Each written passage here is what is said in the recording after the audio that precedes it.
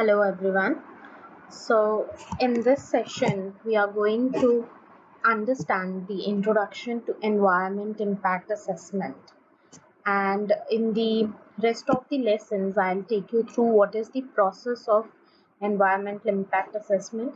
But in this session, we'll give you the introduction to what environment impact assessment actually means and how it is relevant.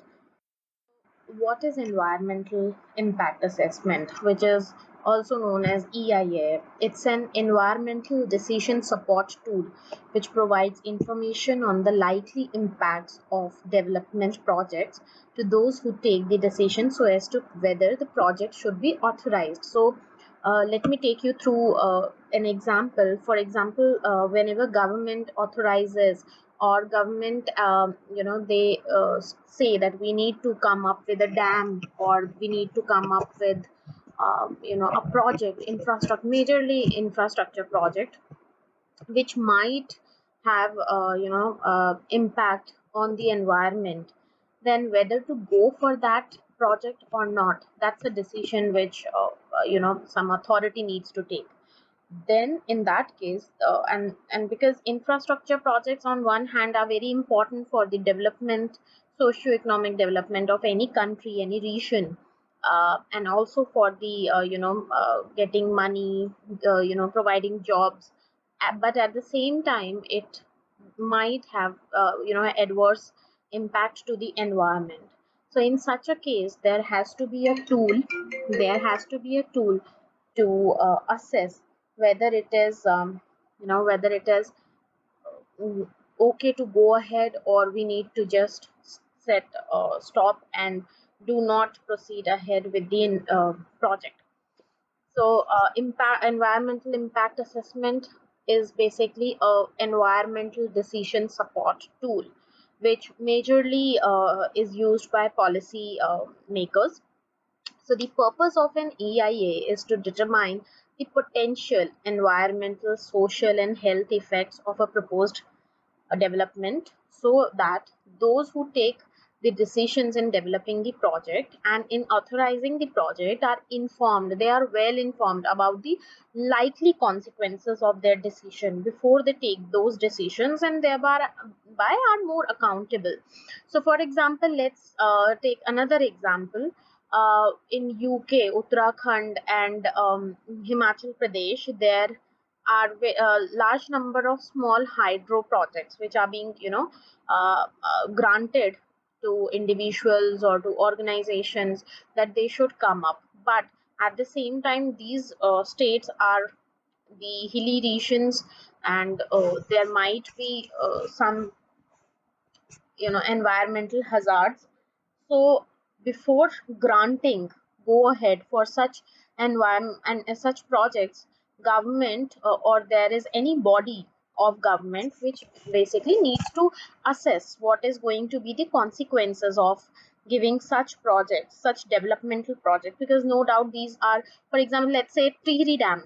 So when we say Tiri Dam, the decision, there was a environmental impact assessment done. So in a case, there will be in environmental impact, and in most of the cases it will, hamper the environment, but we need to make a judgment. This environmental impact assessment gives us the tool to judge whether it is in the range that we can allow the decision, or it is in the range that we should just not allow that decision. Then it is intended to facilitate informed and transparent decision making while seeking to avoid, reduce, or mitigate potential adverse impacts through the consideration of alternate options, sites, or processes. So basically, if we are well informed about the risks, about the hazards, then there might be a possibility that that the authority can see where there is any possibility for alternate options, alternate sites, or any alternate processes which can be introduced to lower down that environmental impact.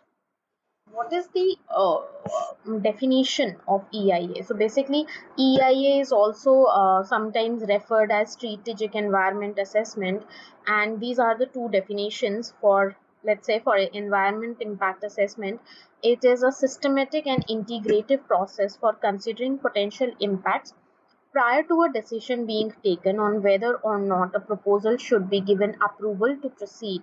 So it is basically a systematic, the important thing is step by step there is a well defined step by step process of assessing and coming to quantifying the risk, whether a project should be given approval ahead or not. So the second definition is of strategic environment assessment. It is a process of prior examination. So before it even we try to examine and appraisal of policies, plans, and programs, and any other high level or pre-project initiatives. So majorly, EIA is used for big governmental projects in which lot of region is involved, lot of land is involved, infrastructure is involved. So because these are mass and bulky projects, they will have large scale of impact on the environment. So what prior examination, it is always good that we assess what is the what is the good and the pros and the consequences of any projects, any policies, or any plans which government intend to initiate in any region. It is important to note that these terms defined above have differing interpretation and meanings in different countries. Now, the beauty of this tool or definition, that the EIA is interpreted and have different meanings as per different countries. For example, in the UK, the term EA is often being used to describe project level assessment. Coming on to the relevance of EIA, what is the importance of this EIA? An EIA is designed to identify the potential risk of a project, majorly, and I have also written example infrastructure development, for example, a dam, to environmental and human well-being, and identify measures to eliminate and mitigate these risks. बस इतना ही नहीं है, it is not limited that क्या क्या हमारे risk हैं, but the tool of EIA also empowers us to eliminate, to see if there is any possibility to eliminate these risks from the project. This can be done by replacing or modifying planned activities to reduce impact. So the more we'll plan, the more we are well prepared to mitigate the risks. So the whole concept arrives, or the whole concepts revolve behind the strong planning and also assessing our outcomes which we are expecting. In this context, an EIA can be seen as an information gathering activity by the project proponent to outline and, very important term, if possible, quantify the risks, impact, and mitigation action built into the project's whole life cycle, from the design to the closure, so that the decision makers in this case are majorly the policy makers, are fully informed when approving the project. So what the whole intent all about is that you know we are trying to gather more and more information, and we are trying to also quantify the risk. If there is a risk that environment will affect, then how environment will affect, whether it is going to get adverse impact on the climate, on the nearby river, on the wildlife. So what, how are we going to quantify those risks, and then try to mitigate, try to build our actions, how are we going to reduce those environmental hazards from any of the projects. And by enlisting all those risks, by assessing all those risks, policymakers basically then decide whether such big large scale projects should be approved or not approved. EIAs are carried out in a wide variety of sectors, including agriculture, manufacturing, tourism, mining, forestry. These are major sectors where EIAs are widely used. Projects requiring an EIA can be large, such as hydroelectric dam, or small, such as new hotel on a beach. For example, there is a new hotel which is coming up on a beach. How it is going to affect the sea life? So one is into the manufacturing sector, other one is into the services sector, but these two can also have a severe and adverse impact to the environment. EIA and human health. The level of impact on human and environmental health rather than the size of the project is more important aspect of decision making. Why are we actually going through this decision making? What actually we are trying to decide upon? Because environment and human health are very much correlated. The more our environment is natural, it is green, the more humans are not touching the environment, we are ensuring a happy human life, a healthy human life. But the more we are trying to we are more trying to hamper or affect or even change our surroundings by man-made activities, we are directly putting more hazards to the human health. So currently over 100 countries have legislations, they have laws, they have acts which mandate the implementation of an EIA when a development or a project is deemed to potentially have considerable impact on environmental and social context.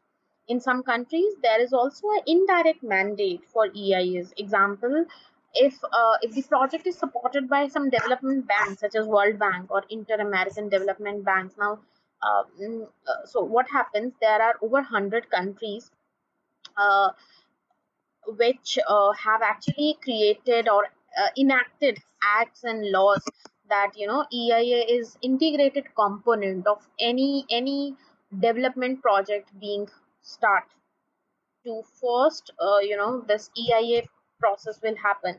This might be the direct decisions which certain countries have taken. There is also indirect mandate. For example, we see that a lot of international banks, funding agencies like World Bank, ADB, they are coming to developing countries or underdeveloped countries to develop the infrastructure, to to do any kind of development activity. In that case, they have an integrated component in their projects that there has to be a environmental assessment. The whole team will have one person as the expert of environment, and he will have the duty to assess whether that project is environmentally feasible or it is under the range which can be accepted, or it is outside the range. So that assessments and uh, that decisions are mandated. If World Bank is putting money in your country in investing in the development of any project, they will always have this indirect mandate that one expert or the team of experts will assess what is going to be the impact on environment and also on the human health. So that again the process is or the intent is same. We want to develop vis-a-vis have limited or little impact to environment, because that is very important. I think I need not to emphasize, I need not to restate the fact that environment is very important for human health. So I agree, socioeconomic development through such big large scale projects is important, but at the same time we have to ensure that environment gets affected but in a lesser sense. So this is the little introduction about EIA. Coming on to the examples of legislations around EIA. So these are certain countries which I have taken for example. That Dominic Republic instrument for environment policy and management that consists of procedure studies, technical studies, technical systems to estimate the effect that works, activities or projects may have on the environment. So they have a legal mandate that environment policy and management will be looked upon through the lens of what all processes have been followed, procedures have been followed. I- Is there any study which is being done to assess the impact? What technical systems are there in place to, to estimate the effect of any projects on the environment and how it is being uh, addressed upon. Coming on to Ecuador, so they have an instrument to prevent or to minimize the environmental damage which is caused by any public or private investment. They also ensure access for public officials and also to the local public, which is a very good practice, so that any general public can come up and ask for any relevant environmental information about a proposed project. So see, the project is not yet complete, it is just proposed, but the general public have liberty that they can come up and they can ask if there is any information I want for say, let's example, uh, recently, I'm sorry, but I'm from Uttarakhand, so I generally will give you examples from that state. So there has been a land road widening project which took place from Haridwar and Dehradun. So there was a strip of road which was not that wide, and recently it has been widened. In that case, lot of trees were cut down, and it directly also had impact on the wildlife, because lot many elephants, it's a elephant prone zone. So people, general public, they have actually initiated the agitation. They had protests that do not cut those number of trees, because it is going to have adverse impact on the livelihood of those wildlife and animals, and also on the environment, on the frequency of rainfall. But ultimately the project took off, and there is a 6-lane highway which has been recently constructed. But the point is that in our country, general public can only protest. They do not have legal right in that case. However, in this country, Ecuador, the public can come ask the government authorities even before a project is actually being implemented about the environmental hazard. So that's a red flag for already, that's the first red flag for government, that if we announce any project and it is having a liberty to the public that they can come up and ask, then that's also a kind of, we are giving them a sense of red flag that you need to be aware.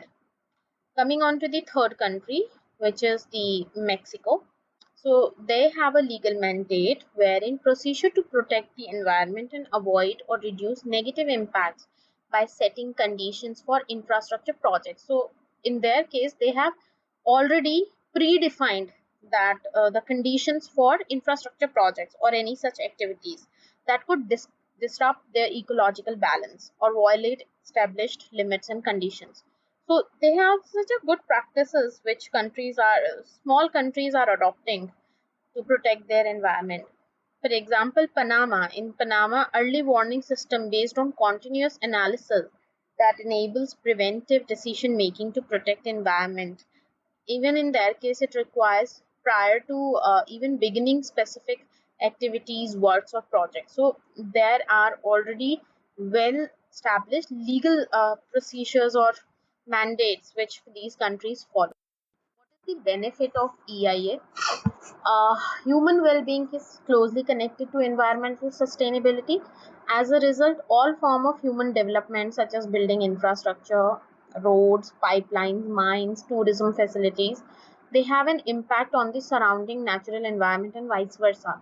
I'm sure many of you must be aware, after the shooting of Three Idiots, how much Pangong Lake has deteriorated in terms of their environmental sustainability. On one hand, there is a lot of inflow of tourism, a lot of tourists throughout the country, they go and visit that place because now that place is very popular.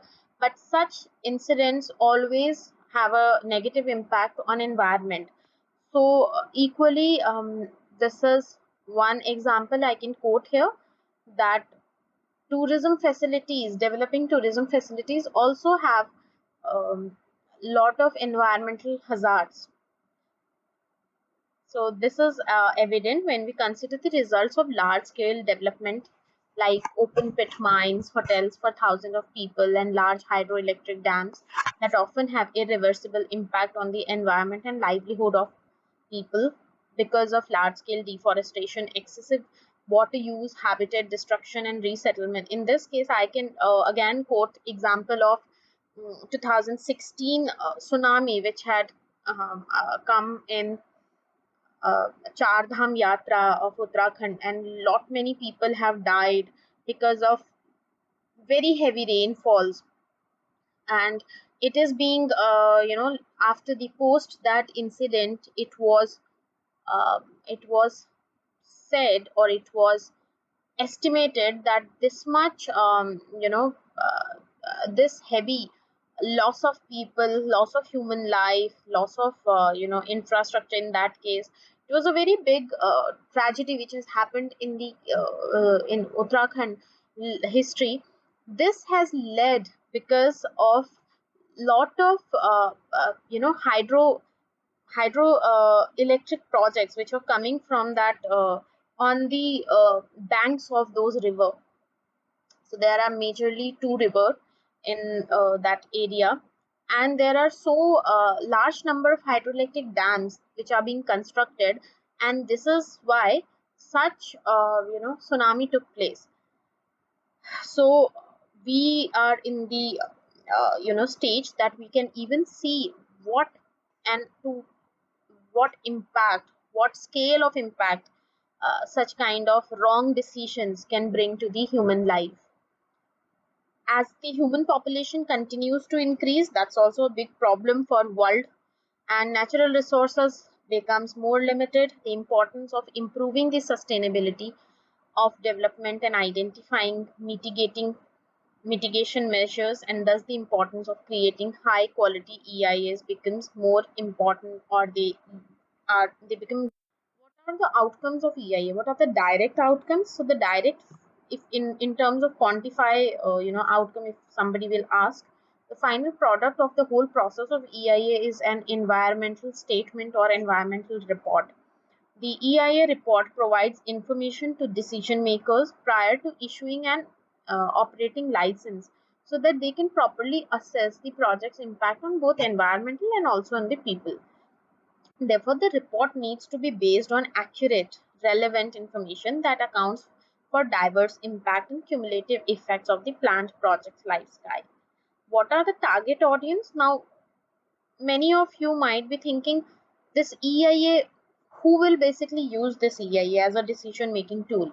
So as I earlier said, that the ultimate audience or the user of this EIA report is the decision makers, or many of the cases the policy makers. It aims to help them decide whether to accept the project as it is, or do some revisions, or just to reject it. So these are the three areas in which decision is. The indirect or wider outcomes can be that EIA ensure that environmental consideration are explicitly addressed and incorporated into the development decision making process. It anticipate and avoid, minimize, or offset the adverse significant biophysical, social, and other relevant effects of development proposals. They protect the productivity and capacity of natural systems and ecological processes which maintain their functions, promote the development which is sustainable, optimizing resources use and management opportunity. What are the essential features of this tool? It should allow decision makers to understand the project's impact in all its phases. So whenever a big project takes place, it is never constructed or never implemented in one phase. There are different phases. So EIA, through EIA, decision makers try to understand what is the project's impact in all the phases. It also allows public and other stakeholders to present their views and input on the plan development. Even public can come up and suggest any other alternative solutions to protect the environment. An EIA must contribute to and improve the project design. So the whole process take place that if there is any scope to improve the project design so that environment can be safeguarded, that can be incorporated through this EIA. Information used in EIA needs to be based on good data. Data is very important. Also, it should be accepted. It should use made use of accepted methodological approaches and be summarized in plain language so that it is easy and understandable for decision. Assessments related to EIA. So, as we have already started, it might sometime be also referred as strategic environment assessment. It is a it is a systematic decision making process done to analyze the environmental and the human health effects of proposed development activity. The process is conducted prior to the environmental impact assessment and determines the EIA scope, depth of analysis, and type of public participation and consultation to be incorporated into the plan. Public participation and consultation are essential aspects of this process and should be integrated at every step of EIA process where possible. Then comes the integrated environmental assessment, which is the process of producing and communicating future oriented, policy relevant information on key interaction between natural environment and specific human activities. This was a crisp introduction on EIA to all of you, and we will take it ahead in our next sessions. So, thank you so much.